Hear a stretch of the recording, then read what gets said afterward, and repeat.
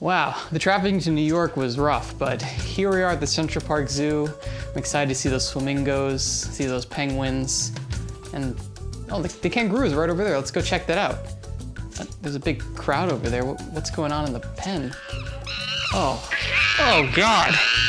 Hey everybody, Jared from Board Game Apprentice here, and today we're talking about a game about zoo creation and animal procreation, and that is New York Zoo, designed by Uwe Rosenberg and published by Capstone Games. So New York Zoo is a polyomino game where, appropriately so, you are building a zoo in New York. I assume the Central Park Zoo. So here we are with kind of the base setup of the game, where you're going to have a player board depending on your player count. You're going to get two animals, which are going to be the statues at the top of your player board. So in my case, I get a flamingo and a meerkat here. And you're going to see here this kind of long track where we're going to be moving around this little Lucy the elephant pond to either take habitat tiles or take animals, which are going to be these blue spaces or these tiles respectively. So in a 3-player game, we can move our elephant 1 to 3 spaces.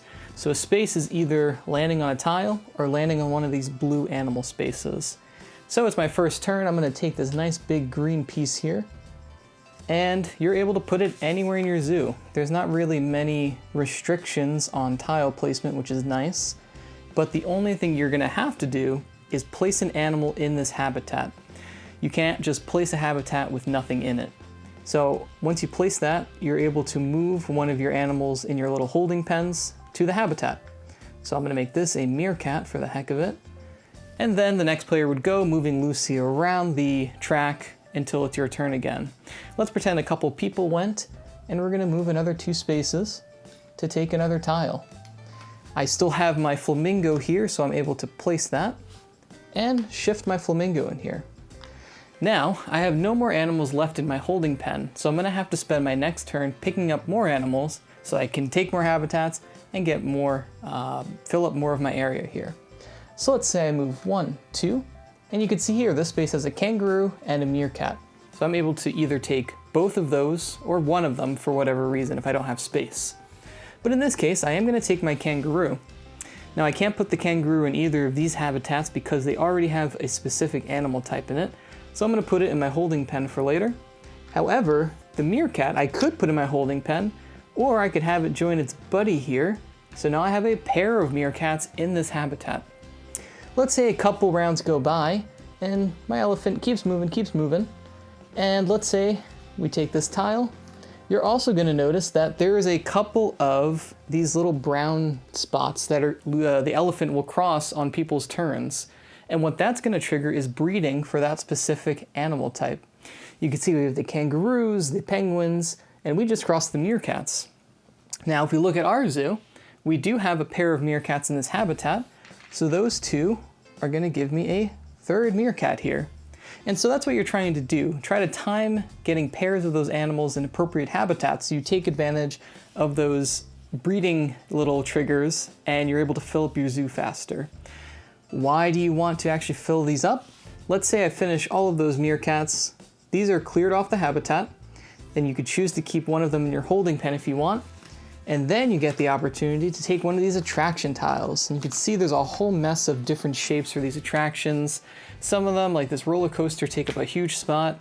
Some of them are as small as a little single piece to plug in holes that you might have made with your other spaces. And so these are going to be important as you kind of race to finish to build up your zoo first, because the game is going to end as soon as the first person fills up every brown space on their zoo.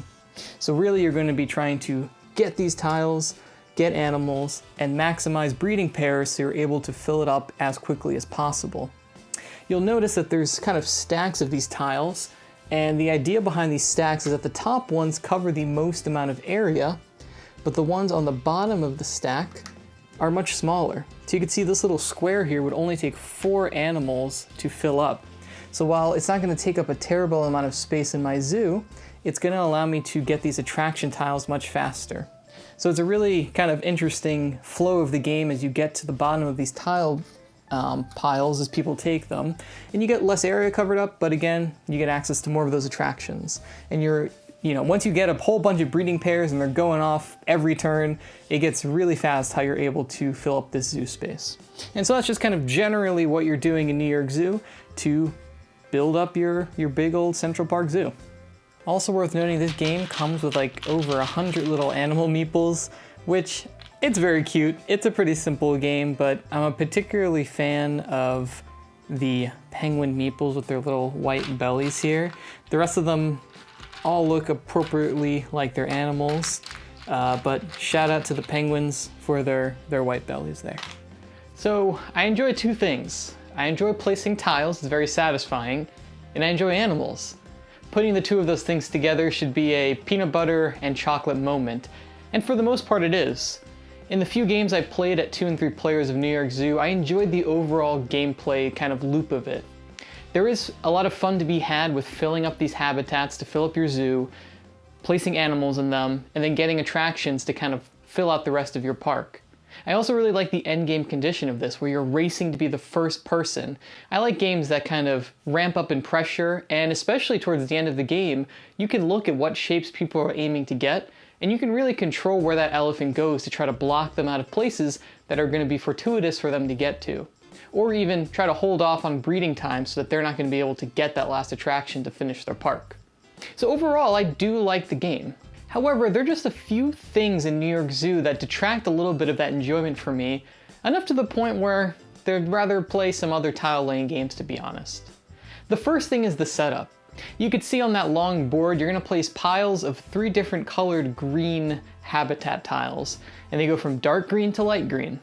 And I have a hard time differentiating the 2 like middle green colors.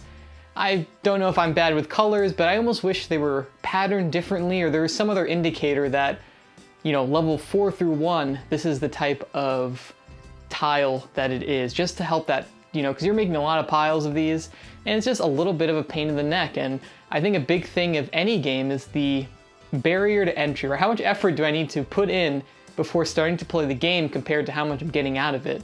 And for a game that's as quick and pretty simple overall as New York Zoo, I feel like that setup is just a little bit more effort than I'm willing to go through.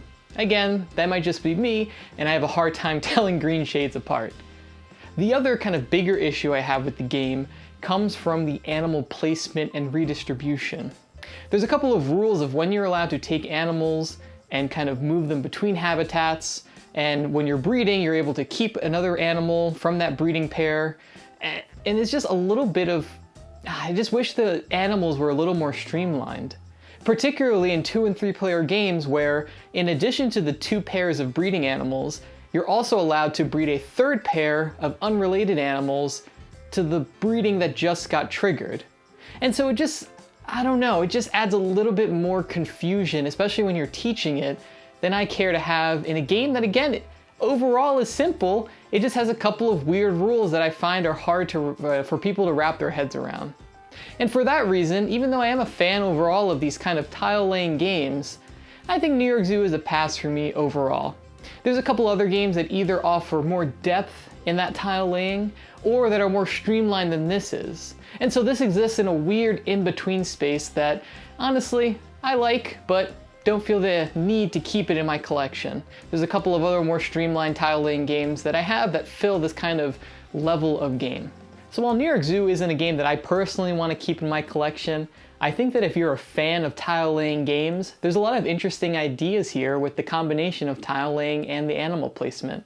So if it sounded interesting at all, I do think that it's worth checking out if you like this type of game. Have you played New York Zoo? Let me know what you thought about it in the comments below. And until then, I'm Jared, and I'll see you guys on the next video. Thanks for watching the video. If you enjoyed it, consider giving it a thumbs up and subscribing for more videos like this. I also have a Twitter and Instagram where I post thoughts and photos of games I'm playing throughout the week, and I hope to see you there. Thanks again for watching, and I'll see you next time.